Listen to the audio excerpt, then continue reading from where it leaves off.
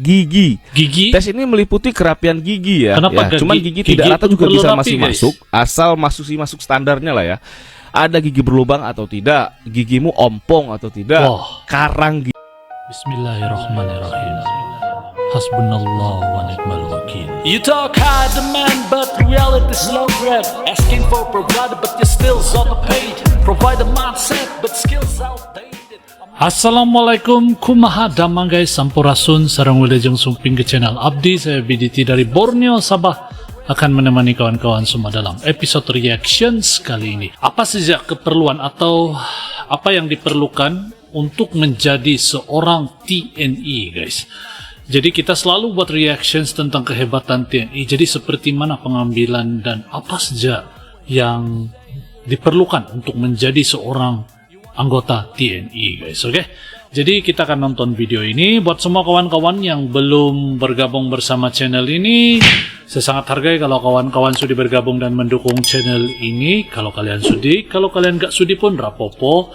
Dan moga semua kawan-kawan berada dalam keadaan yang sehat, selalu dimurahkan rezeki, dipermudahkan segala urusan dunia dan akhirat. Amin ya rabbal alamin. Dan tanpa buang-buang waktu, mari kita sama-sama nonton isi kandungan video ini. 1, 2. Drama with no real solution. Kamu mau menjadi anggota TNI? Nah, dengarkan dulu resiko yang akan kamu hadapi ketika kamu menjadi seorang prajurit. Ini satu channel yang bagus guys. Yang pertama, resiko fisik dan kesehatan. Jelas, TNI itu kegiatannya hampir 80% fisik. Jadi bagi rekan-rekan yang mempunyai fisik mungkin pas-pasan, akan digenjot, dipres gitu ya. Tapi tetap dong sesuai dengan prosedur dan sesuai dengan program latihan dan program yang sudah ditetapkan oleh satuan atas. Jadi apabila kalian tidak mau berlama-lama dengan kegiatan fisik, mendingan gak usah jadi tentara aja. Karena kegiatan tentara identik dengan kegiatan fisik. Anggota TNI juga terlibat dalam operasi militer. Perang terutama. Nih. Perang. Bagi rekan-rekan yang takut perang, takut darah, atau takut semacamnya yang seperti itu, takut dengan tekanan-tekanan, mending gak usah jadi tentara. Yang kedua mungkin resiko keamanan ya. Jadi sebagai seorang prajurit, Anda itu tidak aman, terutama di daerah konflik. Menjadi seorang prajurit, kalian akan ya, mungkin tidak semuanya, tetapi sebagian akan ditugaskan dalam memberantas setiap gangguan dan ancaman terhadap kedaulatan negara kita. Baik itu dari luar maupun dari dalam sendiri. Contoh seperti di Papua, seperti itu kan. Dulu mungkin Aceh, seperti itu. Atau kita kembali lagi ke dulu Timur-Timur. Jadi kalian akan berhadapan dengan para pemberontak atau separatis. Yang mereka juga bersenjata lengkap. Jadi keamanan pribadi kita tentu terancam. Yang ketiga mungkin resiko psikologis. Ya, TNI itu sering menghadapi situasi yang traumatis dan ekstrim. Terutama dalam pelaksanaan operasi militer perang. Kadang itu berdampak pada kesehatan mental. Jadi tekanan-tekanan yang kita dapatkan pada saat operasi militer perang itu mungkin setiap orang mempunyai perasaan yang berbeda-beda. Tetapi bukan tidak mungkin ada juga sebagian prajurit yang bisa kena gangguan kesehatan mental. Mungkin tidak secara permanen, tetapi ada namanya perasaan traumatik pasca melaksanakan operasi militer perang. Selanjutnya ada tuntutan tinggi terhadap kinerja. Jadi mungkin satuan yang saat ini istilahnya memegang teguh atau taat patuh terhadap atasan. Saya tidak menjelekkan instansi lain. Mungkin TNI itu lebih daripada yang lain. Itu pendapat saya pribadi. Karena apa A kata dari atas itu sampai ke bawah itu tetap A. Jadi tuntutan kerja di TNI itu apabila sudah turun perintah, contoh saja nih, kamu mungkin sedang liburan, cuti, atau dan lain-lain hal. Ternyata ada panggilan mendesak untuk kepentingan tentara atau kepentingan bangsa. Mau tidak mau, kamu harus kembali. Jadi walaupun kamu mungkin sudah libur ke sana atau pulang kampung, tetapi ketika negara membutuhkan, kamu siap sedia. Jadi tidak ada libur yang sempurna bagi seorang prajurit. Selanjutnya adalah ya pisah dari keluarga. Dalam artian ketika kamu melaksanakan tugas operasi, kamu akan tentu berpisah dengan anak istri bagi yang sudah berkeluarga, atau bagi yang belum berkeluarga mungkin berpisah dengan orang tua, gitu kan. Jelas akan menguras emosi kita setahun atau mungkin bahkan lebih dari setahun melaksanakan tugas operasi. Jadi kita akan siap-siap atau istri kita harus mempunyai mental yang bagus juga menjadi seorang istri dari prajurit TNI. Nah, itu mungkin hanya garis besarnya saja yang saya sampaikan. Mungkin banyak lagi resiko-resiko yang akan kalian hadapi menjadi seorang TNI. Resiko dia menjadi seorang TNI resiko berat, guys. terburuknya ya kalian gugur dalam perang, gugur dalam melaksanakan tugas, dan kalian dimakamkan sebagai seorang pahlawan. Kamu mau menjadi seorang TNI? Sudah siap untuk menjadi seorang prajurit? Oke, bagi yang berminat menjadi seorang prajurit, saya bekerja sama dengan pihak Panara Course untuk melaksanakan pembimbingan terhadap calon-calon peserta tes. Nah, apa saja yang akan kalian dapatkan? Kalian boleh cari tahu nih di Instagram ini. Terima kasih. Nah, siapa yang mau jadi guys? Halo guys, ya untuk menjadi seorang TNI kamu harus sehat. Apa saja tes kesehatan yang harus kamu lalui untuk menjadi seorang prajurit TNI? Oke, check it out. Tes kesehatan itu dibagi dua, tes bagian luar dan bagian dalam. Tes apa luar saja yang dan meliputi tes dalam. kesehatan bagian luar? Tapi sebelumnya begini, saya tekankan ya, di sini saya tidak membahas parameter kelulusan secara detail, karena itu adalah kewenangan tim medis dari panitia penyelenggara.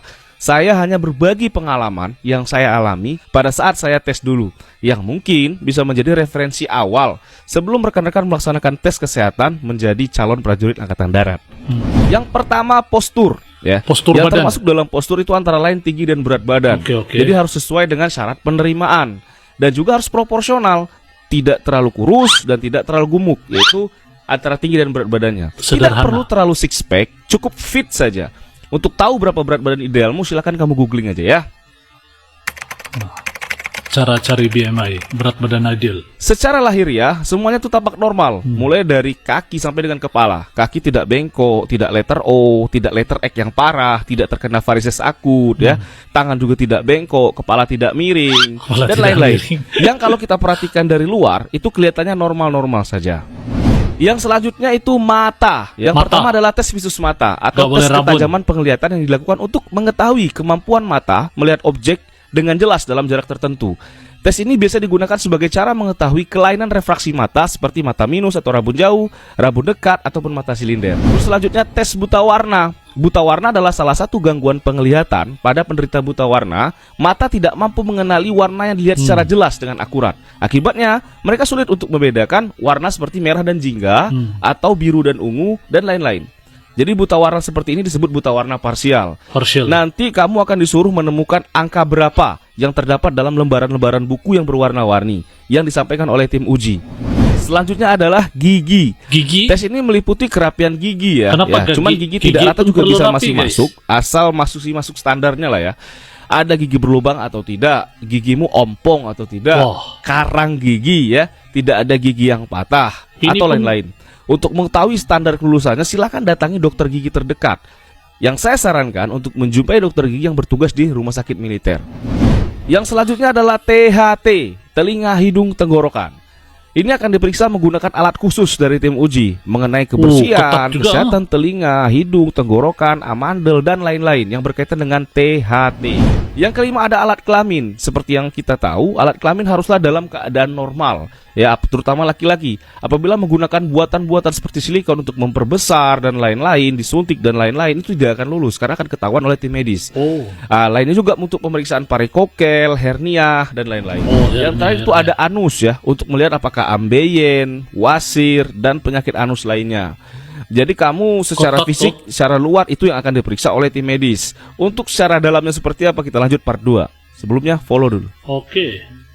Kalian tahu nggak ini baju apa namanya? Oh, ini baju loreng. Kalau yang ini? Ini baju. Yang ini? Wah. Oke. Nggak tahu terus. Berarti rekan-rekan di sini sering lihat, tapi tak tahu itu baju namanya baju apa. Oke, kita Baik, belajar. saya jelaskan sedikit. Di TNI AD itu ada beberapa baju resmi yang dipakai pada saat dinas keseharian kita. Baik, saya langsung saja. Yang pertama baju ini nih. Ini namanya baju PDH. Pakaian dinas harian. Yang biasa dipakai oleh satuan teritorial. Hari Senin sampai dengan hari Jumat biasanya menggunakan seragam PDH ini. Kalau untuk satuan setingkat batalion biasanya menggunakan baju pakaian dinas harian ini di hari-hari tertentu saja atau acara-acara tertentu saja. Tapi bagi satuan teritorial atau satuan kerja, ya itu menggunakan pakaian dinas harian ini lebih banyak dibandingkan dengan prajurit-prajurit yang ada di batalion. Yang ini namanya baju PDL atau pakaian dinas lapangan. Nah, pasti rekan-rekan sering atau familiar dengan baju ini kan. Nah, ini namanya baju PDL.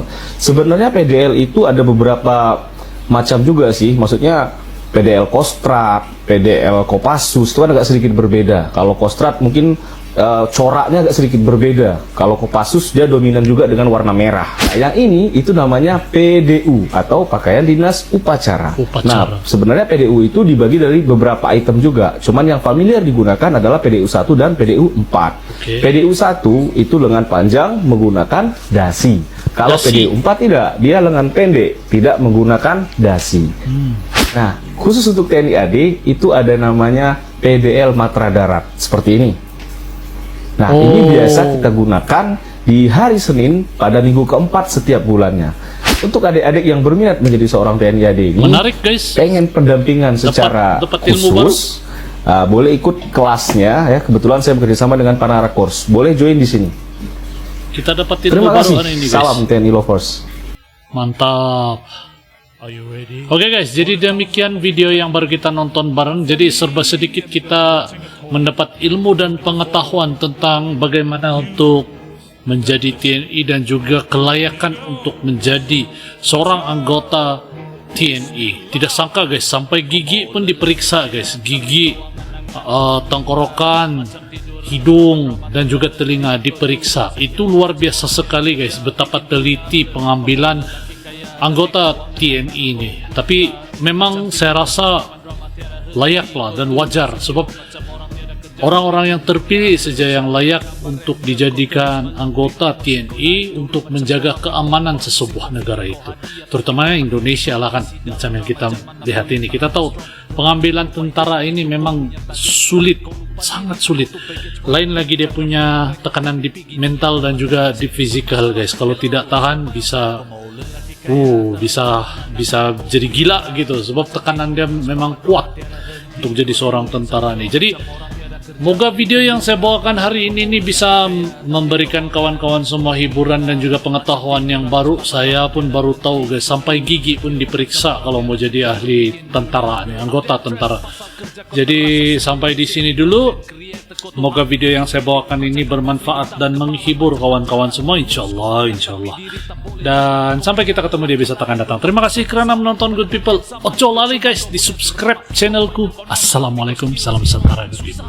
Orang kalau attitude zero, kau ni bagasi tapi overweight drama. Carry on pun saya buang tawet masa. Mau lelaki stabil kasih upgrade dulu minda, sebab lelaki sejati bukan cari kuih plastik dinda. Tiada sabar ini panas terus bikin gempa. Saya move on kau stay sana menangis dalam peta. Next time cari lelaki ukur diri dulu. Kalau setakat harap orang